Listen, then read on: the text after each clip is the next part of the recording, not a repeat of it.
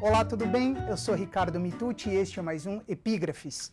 E no programa de hoje nós vamos falar sobre criatividade com um dos publicitários mais talentosos do Brasil. Eu me refiro a Fernando Musa, presidente do Grupo Ogilvy Brasil. Fernando, como vai? Tudo bem? Prazer. Prazer é todo meu. Ótimo. Muito obrigado por ter aceitado o meu convite. Imagina. E para falar sobre o tema criatividade, eu selecionei uma frase do livro Roube como um Artista, 10 dicas sobre criatividade, do artista e escritor Austin Kleon, que diz o seguinte, abre aspas, todo trabalho criativo é construído sobre o que veio antes, nada é totalmente original, fecha aspas. Eu te pergunto, Musa, ninguém é tão criativo que não seja capaz de conceber algo completamente original? Ai, meu Deus do céu, vamos começar já com uma pergunta difícil de responder. Essa é Eu a acho linha que do a programa. gente busca o original, a gente tem que buscar o original. Mas a verdade é que qualquer ideia, ela vem de algum lugar das referências que você vive. Sim. De tudo. Então, uma das coisas que eu mais falo aqui é que a gente tem que, gostar de pessoas, ter empatia para saber se colocar no lugar delas. Mas eu acho que a busca do pensamento original é importante. Porque a grande ideia, muitas vezes assim, criatividade é alguma coisa que você trabalha sobre outra coisa e aquele resultado é diferente. Uhum. Original é realmente alguma coisa que nunca ninguém viu ou ninguém fez. Sim. E o original existe, né? Eu acho que assim, agora a gente sabe, tem aquela coisa que acontece uma vez e você fala, nunca vi nada igual. Isso acontece na vida.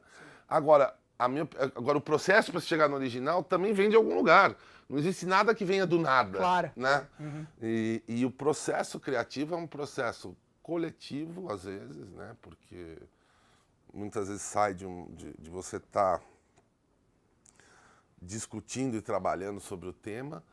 Às vezes é um processo absolutamente mudo. Você está aqui, eu estou aqui falando com vocês, e lá de pano de fundo eu estou pensando no problema que eu tenho que resolver. Uhum. Então o cérebro não para e você está ali fazendo conexões.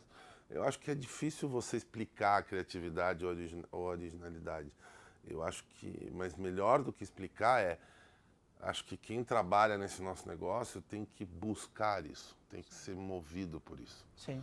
Tem que ter essa curiosidade e tem que explorar maneiras de se chegar a isso. Inclusive, eu acho que assim, a gente fala muito aqui na agência, o ambiente tem que ser criativo. A criatividade não vem de não vem de uma área. Você tem que construir um ambiente. E em todas as áreas você tem que pensar diferente, você tem que tentar fazer diferente. Uhum. E eu acho que o mundo hoje, com todo esse avanço tecnológico, com toda essa revolução que está acontecendo, tudo é original quase, né? Tudo é criatividade. Porque você acorda todo dia vivendo o futuro, né? Sim. Você acorda todo dia desafiando aquilo que você fez ontem. Tendo que se reinventar. Porque naquilo que você fez ontem não vale mais hoje. É verdade. Então, eu acho que os tempos são de explorar o original, porque eu acho que com toda essa tecnologia agora, à disposição e tudo que está acontecendo, tudo que as pessoas também estão vivendo com a tecnologia, isso abre um campo para nós, que trabalhamos com comunicação e com ideias, explorar algo que jamais foi explorado. Sim. Então, eu acho que a gente devia olhar esse momento como um momento super fértil, exatamente para a busca do original, ou essa busca de uma coisa nunca vista, porque acho que as possibilidades hoje que a gente tem, advindas da experiência das pessoas com tecnologia e da própria tecnologia em si, que ela não pode ser o fim, ela pode ser o meio para uma ideia nunca vista, é demais, entendeu? Eu acho que é um terreno super fértil. Sim. Uma rápida contextualizada na epígrafe, essa frase ela é uma das premissas de um livro que defende a ideia de que a criatividade está muito mais relacionada à autenticidade do que à genialidade. E aí nessa linha de influências que a gente está falando, o autor do livro, ele também fala que se estivermos livres do fardo de ser completamente originais, podemos parar de tentar construir algo do nada e abraçar a influência ao invés de fugirmos dela. Isso aspas dele. Qual a medida da influência para que ela não limite a criatividade autoral, Musa? O limite... Exato. Putz, o limite, na verdade, é o limite... ético, talvez? Né, mais do que... não, isso sem dúvida, mas eu acho que, assim... Primeiro tem duas coisas. Tem o registro consciente, que você está vendo, está aprendendo e está se informando e se inspirando. Sim. Tem o registro, né, ótimo. Tem o registro inconsciente, que muitas vezes você está vendo alguma coisa, não se deu conta que aquilo está influenciando você, né? E aquilo te serve para você fazer um trabalho. Mas eu acho que uma coisa... E tem também um registro que eu acho que é mais inconsciente ainda, que é o que determinada referência ou experiência vai mudar em você, ou vai mudar a maneira de se olhar o mundo. Então é difícil... Acho que o limite do que já foi feito, ele para mim é assim, você tem que ter clareza, você tem que ter conhecimento, você tem que ter referência, você tem que buscar. Obviamente, você vai buscar... você não vai copiar, você não vai trazer. Mas é muito difícil você ver um trabalho que eles... É o que a gente está falando aqui, ele não é resultado do nada, ele vem de algum lugar. E é uma das grandes coisas. E tem uma outra coisa que rola, tá? E eu já vivi isso, inclusive com um caso aqui. Às vezes existem ideias que acabam acontecendo quase que ao mesmo tempo, em lugares completamente diferentes. Mas porque estão aí quicando também, Sim, entendeu? sim. Também estão aí soltas e tem alguma coisa que nos une, um inconsciente aí coletivo aí geral, que eu já vi isso acontecer algumas vezes e eu acho que talvez com cada um que você for falar aí você possa ter alguma coisa muito... É engraçado porque tem algumas ideias que quicam. E óbvio que são parecidas, porque aí você vai buscar, pô, o que isso mexe na vida das pessoas, como é que as pessoas veem esse fato. E aí, de repente, você executou uma coisa que é muito parecida. Sim. Né? Porque os assuntos hoje também eles estão cada vez mais interligados e cada vez mais à disposição de todos. E o ser humano é um só, né? As emoções são as mesmas. Então, muitas vezes, de maneira geral... o que emociona um, emociona vários, né? Acho que tem um padrão, tem um range aí básico de muita gente chorar, sorrir, se emocionar, as emoções estão aí. Por isso que, enfim, cinema, literatura, enfim, qualquer coisa que mexa com emoção é tão universal. O ser humano ele tem esse encontro de universalidade. Na grande maioria das pessoas é mais comum do que a gente imagina. Claro. Então também tem coincidências, tá? E eu acho que tem momentos, assim, uma coisa que a gente fala muito, cada ideia que a gente acha, cada coisa que a gente vai atrás, a gente precisa estar sempre respirando e vendo o que está sendo feito, porque muita coisa fica no caminho. Porque você fala assim, fizeram uma coisa parecida aqui, já não é tão legal. Sim. Não é que não é tão legal, é assim, ó, se eu Já for foi fazer, já foi feito. Se já foi feito, assim, vamos pelo menos levantar a mão, já foi feito. Ok. Né? Dentro disso que você está falando, então, a gente pode concluir que não existe criação sem inspiração. Não, eu prefiro dizer que não existe criação sem trabalhar muito. Também, claro. Porque eu acho que... E a inspiração vem do trabalho mesmo. Claro. Assim... Eu não acho que tem esse momento eureka, sabe qual é? Não tem... porque a inspiração parece que você senta, fica meditando e vai aparecer alguma coisa na tua frente. Não acho que é por aí, não, cara. Eu acho que...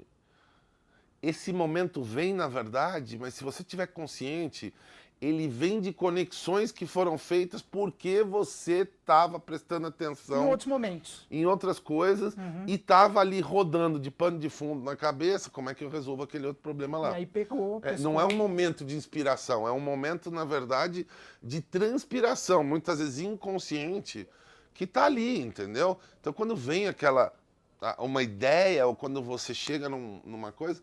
é, na verdade, resultado do que você já vinha processando. Porque, assim, a gente vai... Nossa cabeça é absolutamente multitela, né? A gente vai fazendo coisas, uma tela vai lá, mas continua rodando, a outra vem para frente. Eu acho que a gente tem que... pelo menos, para mim, é um pouco como funciona para mim, né? Quem sou eu para ter a pretensão de... dar definições. Dos principais publicitários do Brasil. Isso é você que está falando, eu não, bicho.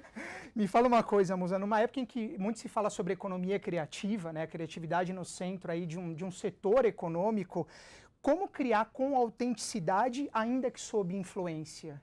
como deixar sua marca autoral, ainda que você esteja sob influência o tempo todo, como a gente está falando? Marca autoral? Sim. Então, eu acho que primeiro a publicidade não tem que ser autoral de pessoas. Nós estamos num negócio, ela tem que ser autoral das marcas, Tá. tá? Então, porque assim, se eu estou discutindo arte, se eu estou discutindo outra coisa, se eu estou discutindo um outro segmento, uma outra expressão da criatividade, eu posso falar em autoral. Tá, na publicidade é diferente. Na publicidade, assim, de verdade, assim, eu acho que um dos méritos que a gente tem aqui é porque existe o lado autoral na publicidade. Eu não vou entrar aqui no A, no B ou no C, mas de grandes nomes que tem um estilo, que tem um jeito de encarar ou de resolver o problema. Pois é, isso que eu quis dizer. Então, mas aqui eu acho o seguinte, eu acho que a gente tem que ter, na verdade, é um desapego completo. Porque o autoral na comunicação, na publicidade, é da marca. Claro. Não é sobre o indivíduo, se quem fez foi o Muso, o Pedro, o Cláudio, o Joaquim, a Maria, a Antônia. Publicitário é um meio, é um canal. É só um canal. Tá. Se você é um publicitário e quer ser autoral, irmão, vai escrever um livro, vai fazer um filme, vai estudar arte, pinta um quadro.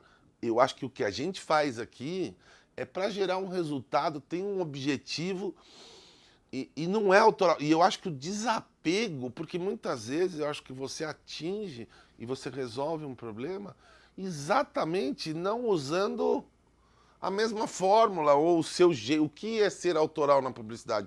De verdade, Você tem que se reinventar a cada trabalho. não mais do que se reinventar, você tem que abordar aquele trabalho sem uma resposta pronta. Perfeito. Sem um estilo, porque aquele problema que você vai resolver, ou aquela oportunidade, tem um objetivo. Aquela marca fala de um jeito, aquela marca tem um tom e maneira, o público dela é diferente do público da outra. Então, assim, é zero autoral.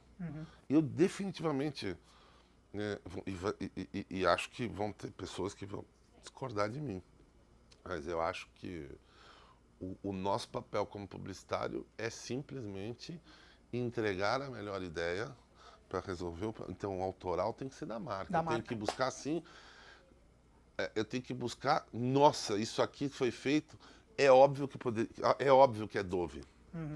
A autoralidade no nosso segmento está na marca que assina a peça, não em quem fez. Legal. Há um aforismo atribuído ao escritor e filósofo francês Albert Camus que diz o seguinte, abre aspas, a criação é a mais eficaz de todas as escolas de paciência e de lucidez, fecha aspas. Se a criatividade está, de fato, relacionada à paciência, como criar com lucidez e inteligência em tempos de imediatismo e de uma impaciência mais generalizada? Eu acho que assim, eu acho que a gente não pode perder a capacidade, duas coisas, a empatia, então a empatia é sobre reconhecer o outro, porque o que a gente faz é muito sobre o que aquilo está resolvendo na vida do outro, como é que aquela pessoa pensaria. Sim. E a gente não, e por que eu estou falando isso? Porque o tempo e a velocidade não podem tirar da gente a capacidade de observar, né?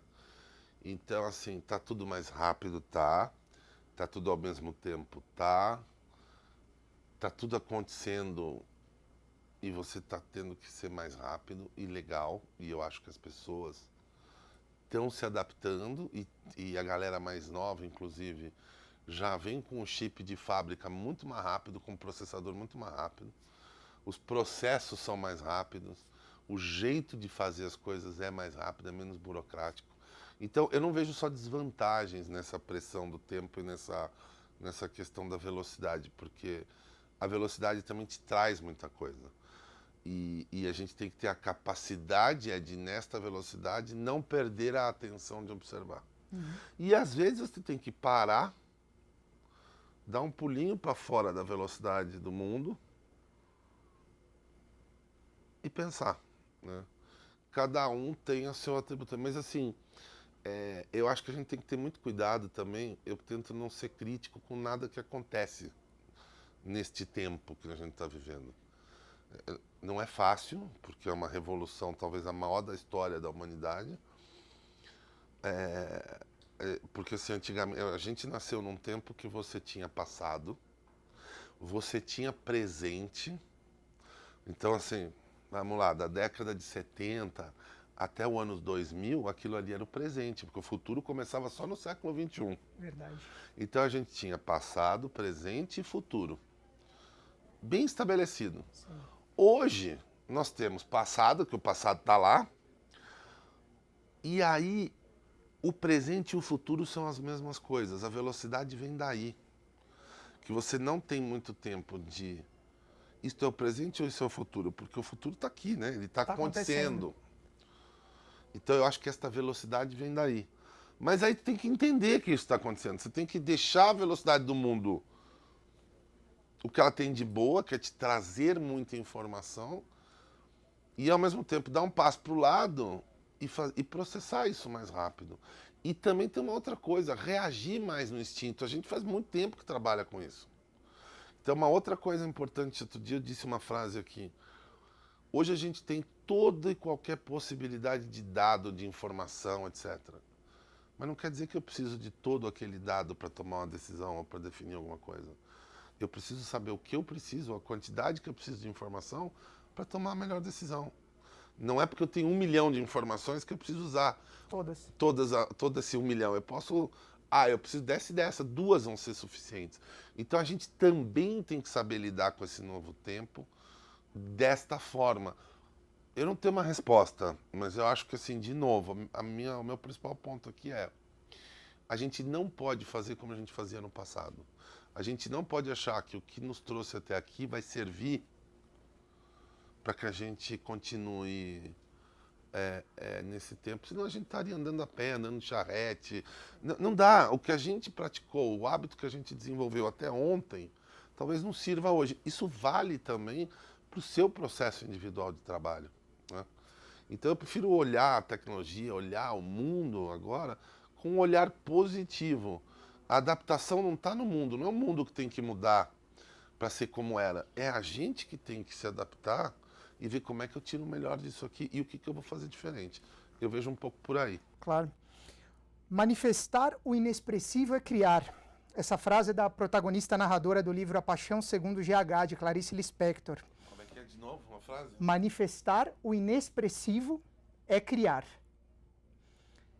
Qual a contribuição da publicidade no sentido de transformar o inexpressivo em relevante e essencial? Pensando, claro, sob a ótica da marca, como você colocou agora. Manifestar o inexpressivo. Exato, é criar. Talvez tenha um jeito de olhar, é que assim, nada é inexpressivo. Tudo depende da maneira que você olhe para aquilo. Tudo depende da maneira e da lente que você coloque. O que muitas vezes é inexpressivo para mim pode não ser para você. Daí vem aquele negócio da empatia, né? Eu acho que criar também é um processo de escolha, né? Quando a gente está discutindo aqui. Eu escolho que ângulo eu vou ter e o que eu vou pegar, da onde vai nascer a ideia. E a ideia sai de um único lugar, né? Por isso que eu falei, eu acho que a gente tem que observar, porque, e eu acho que, de novo, acho que o maior desafio que a gente tem hoje é trazer a diversidade para dentro do pensamento. Porque esse mundo algoritmizado que a gente tem tende a nos dar mais do mesmo e nos fechar nas nossas tribos, né? Concordo. E aí cada vez mais o inexpressivo vai ser inexpressivo. E nunca o inexpressivo para mim vai ser, eu vou conseguir ver que o inexpressivo meu não é o inexpressivo seu. Sim. E a gente vai perder aí um molho que é importante. Então eu acho que uma das coisas que eu procuro praticar em casa, principalmente aqui, quando dá, e conversar sobre isso com as pessoas. Essa polarização de opinião e este mundo preto ou branco que está se formando num planeta, assim, é muito perigoso, né? No sentido de que daqui a pouco você anda, a gente vai se distanciando e a gente vai perdendo a capacidade de fazer coisas. Tem coisas que você não sabe que você gosta. Eu tive essa discussão com a minha filha ontem, com meu filho ontem. Mas por que você falou não? Você não sabe se você gosta. Às vezes você tem que se dar a chance de conhecer. E o mundo está cada vez mais fechado nas suas próprias convicções. As pessoas estão fechadas na sua própria convicção. E eu acho que a surpresa ou a originalidade, né, ela vem exatamente de quando você aborda alguma coisa sobre um ângulo que você jamais tinha pensado. Diferente. E para isso, você tem que se forçar a ver o inexpressivo seu, a dar expressão para ele, porque às vezes pode estar ali o que vai dar a volta e vai mostrar a coisa diferente aí. Sim. Então, eu acho que é isso. Eu acho que a gente tem que, sei lá, ser menos apegado àquilo que a gente acredita, ou ser apegado àquilo que a gente acredita, mas experimentar um pouco também como é acreditar em outra coisa, como tantas pessoas, ou como é ver o mundo a partir do olhar de uma outra pessoa. Está aberto a outros olhares. Você tem que ter. Para mim, acho que essa é a principal questão, meu. Legal. Para a gente fechar, Musa, no poema Navegar é Preciso, o poeta português Fernando Pessoa escreve que quer para ele uma adaptação da famosa frase navegar é preciso, viver não é preciso, atribuída ao general Romano Pompeu. Para Fernando Pessoa, um artista, viver não é necessário, o que é necessário é criar. Isso para ele, um poeta. Como introduzir a criatividade na vida, ainda que não seja de um artista, publicitário ou de alguém que integre a indústria criativa?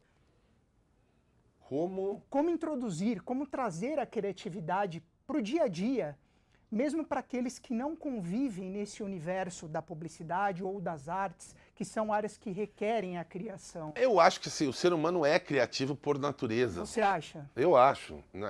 A criança é criativa por natureza. Sem dúvida. Ela resolve os problemas. Em algum momento a gente se emboxa numa caixa e começa a resolver os problemas do jeito automático. Convencional, automático. Sim. Né? Mas, e aí, obviamente, você tem... Mas eu acho que assim, você tem expressões da criatividade em qualquer área. Então, o ser humano é criativo, né? Não tem outro jeito de a gente fazer isso a não ser dar vazão à criatividade. Deixar com que ela se expresse nas mais diferentes formas no mundo para que inspire as pessoas a se ligar que ser criativo é dar uma solução diferente para o mesmo problema. É conseguir, é o que nos diferencia, talvez, do mundo animal. É conseguir ter ideia. Capacidade de raciocinar. Capacidade de raciocinar, capacidade, uma piada. Claro. Uma piada é criatividade. Uma tirada na mesa do bar é criatividade. Então, Claro. assim, a frase de caminhão alguém fez. E não foi um publicitário que sentou lá e escreveu. Eu acho que, assim, de novo, eu acho que a gente tem que estimular, e daí que vem a questão toda de cultura, de arte, de a própria publicidade, de cinema, a gente tem que estimular tudo que é expressão da criatividade, seja ela qual for, e trazer esse discurso para a linha de frente de tudo. Mas tem em todo negócio, tem numa empresa, numa firma de advogados, tem numa empresa de tecnologia, né? A expressão dela é que é diferente em cada caso. E eu acho que a gente tem que ter, cada qual no seu mundo aí, entender que é isso, porque para mim é o ser humano que é assim, a gente não pode ter medo dela, né? Sim. Acho que esse é o ponto. Então quando a gente começa a tocar coisas diferentes, como é que alguém pensou em fazer essa série? Como é que alguém pensou em... Por que aquele quadro é assim? Eu acho que a gente tem que estimular as pessoas assim. Está aberto a isso. Acho que é por aí. Musa, muito obrigado. Foi um prazer falar contigo. Obrigado você. Desculpa a correria que eu cheguei hoje atropelando aqui. Sem problemas, foi ótimo o papo. Eu conversei com o Fernando Musa, presidente do Grupo Ogilvy Brasil, formado em administração pela Universidade de São Paulo, em comunicação pela ESPM, mais de 20 anos de carreira, considerado um dos líderes da nova geração no mercado publicitário, com diversos prêmios pessoais, inclusive o Caboré em 2009 e o Publicitário do Ano em 2014. Em 2015 foi eleito pela revista GQ um dos 20 publicitários mais influentes do Brasil. E desde março de 2017 preside a Ogilvy Brasil, que é um dos grupos de comunicação mais premiados do mundo em criação, justamente, e efetividade, com mais de uma centena de leões no prestigiado Festival Internacional de Cannes. Né, o festival do grupo, mas não deixa de ser premiado individualmente. E só uma também. correção, na tua ficha aí, acho que foi informação errada nossa aqui, eu me formei em comunicação social na ESPM, na ESPM, mas não me formei em administração na FEA. Eu fiz FEA, mas acabei... Ah, não chegou a se formar? Acabei dando tchau para a administração, falando, não vamos administrar nada, entendeu? Então a correção está feita. Bom, e se você gostou dessa entrevista, curta, compartilhe, se inscreva no meu canal no YouTube. Aproveite para me acompanhar também nas minhas mídias sociais, Facebook, Twitter, Instagram. Aproveite também e acompanhe meu trabalho como escritor no meu site. O endereço está aparecendo aqui embaixo. E lá você pode encontrar mais informações sobre os meus livros, O Órfãos de São Paulo e Histórias Quase Verídicas. Tenho certeza que você vai gostar. Então nós nos vemos numa próxima edição do Epígrafes. Um grande abraço e até lá!